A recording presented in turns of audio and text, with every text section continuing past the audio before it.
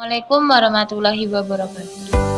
Yang terhormat Bapak Afri Mardiko selaku dosen pengampu mata kuliah pembelajaran supervisi pendidikan dan rekan-rekan yang berbahagia. Di sini kami dari kelompok 13 akan merepresentasikan tentang peran supervisor dalam supervisi pendidikan.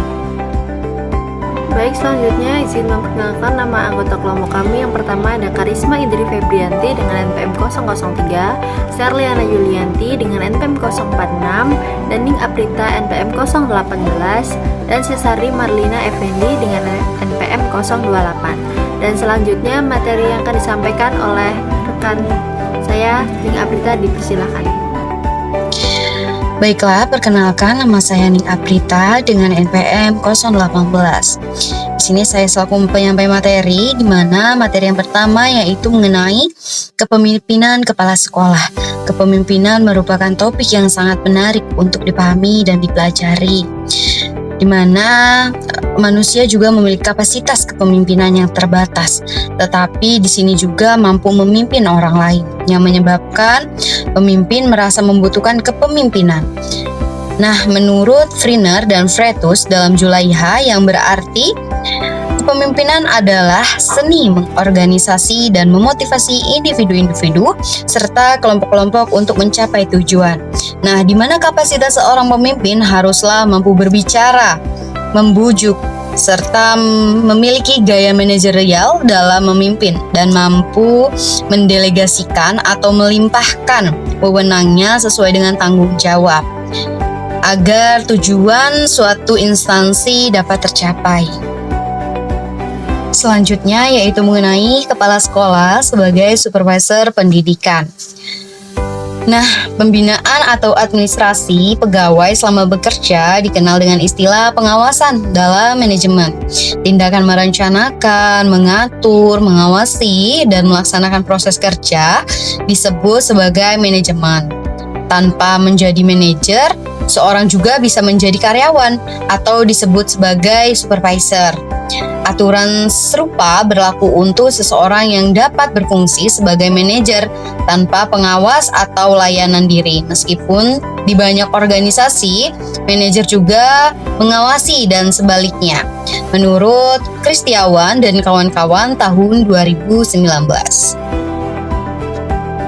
Baiklah, selanjutnya di sini ada menurut Azizah dan Mareta tahun 2017 mengemukakan bahwa tanggung jawab dan fungsi kepala sekolah yaitu sebagai berikut.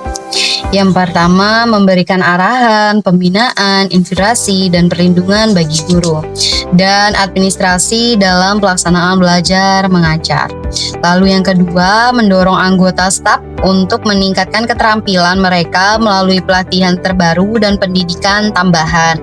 Lalu poin ketiga yaitu terus mempromosikan dan mengevaluasi pelaksanaan dan penerimaan penugasan.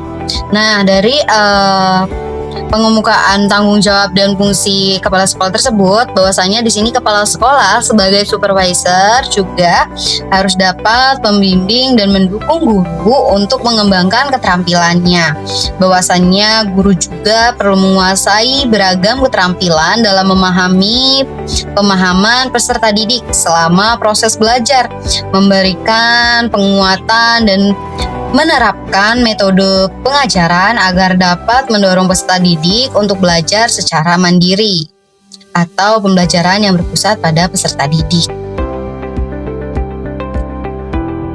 Nah, di sini juga kepala sekolah sebagai supervisor memiliki beberapa fungsi penting dalam menjalankan tugasnya. Berikut ini adalah beberapa fungsi-fungsi kepala sekolah sebagai supervisor menurut Kurniasi tahun 2023. Yang pertama, kepala sekolah sebagai supervisor bertanggung jawab mengawasi kegiatan pembelajaran. Nah, kepala sekolah bertanggung jawab untuk memastikan bahwa proses pembelajaran berjalan dengan baik. Dengan mengawasi dan mengevaluasi, kepala sekolah dapat memberikan umpan balik dan saran kepada guru-guru yang bekerja di sekolahannya.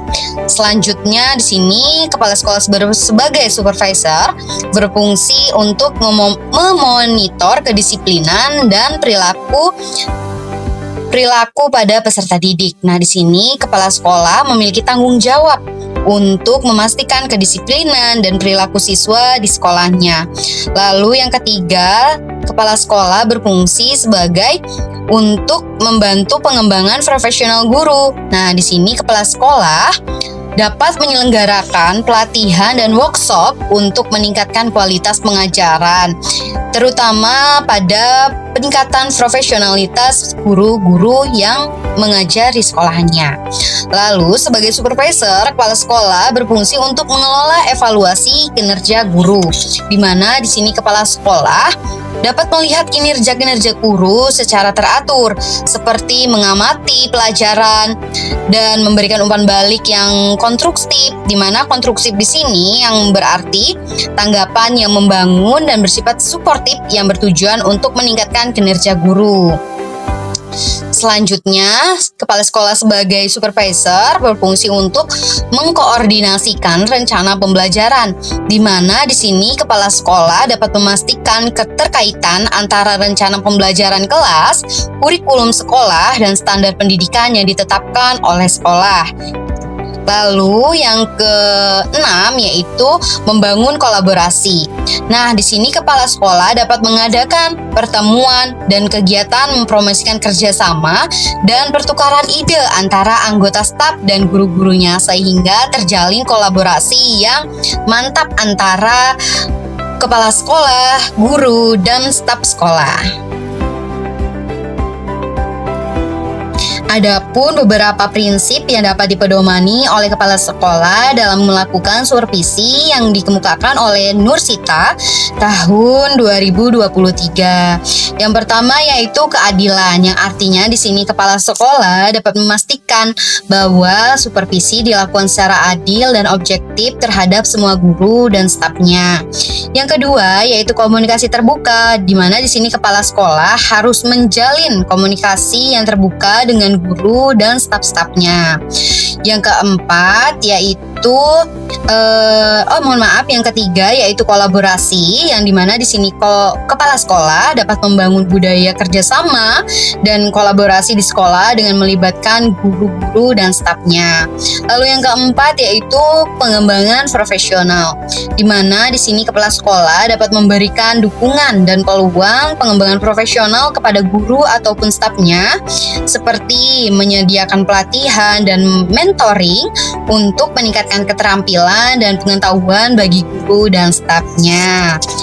Selanjutnya yaitu pembelajaran berkelanjutan, yang artinya di sini kepala sekolah juga bertugas untuk mendorong budaya pembelajaran yang berkelanjutan. Contohnya seperti kepala sekolah memberikan saran kepada guru-guru untuk membangun sebuah pojok baca yang menarik dan membudayakan membaca sejak anak-anak masih di tingkat bawah atau di kelas 1 dan di kelas 2, sehingga dapat merangsang imajinasi pada anak-anak saat anak-anak ini sudah melanjut ke sekolah dasar tingkat tinggi.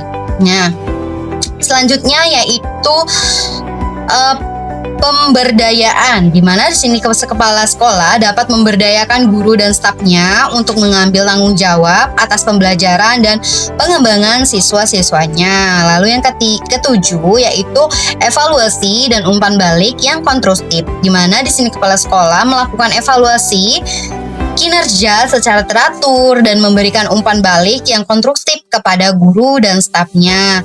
Lalu yang kedelapan yaitu konsistensi, yang artinya kepala sekolah konsisten dalam menerapkan kebijakan, aturan, dan standar-standar sekolah yang telah disepakati bersama-sama.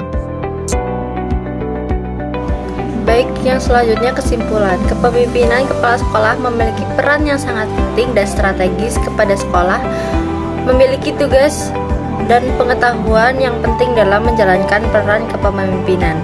Untuk menciptakan pembelajaran secara positif, kepala sekolah perlu memiliki kepemimpinan yang kuat, mengelola tenaga pendidik dan kependidikan secara efisien, membangun budaya mutu yang tinggi, menjalin kerja tim yang solid, mendorong kemandirian sekolah, melibatkan partisipasi siswa dan komunitas sekolah, menjaga transparansi, dan melakukan perbaikan berkelanjutan. Dalam mencapai tujuan yang telah ditetapkan dalam visi dan misi sekolah, kepala sekolah harus dapat memberikan pengaruh, tanggung jawab, dan kepemimpinan yang signifikan. Sekian, terima kasih.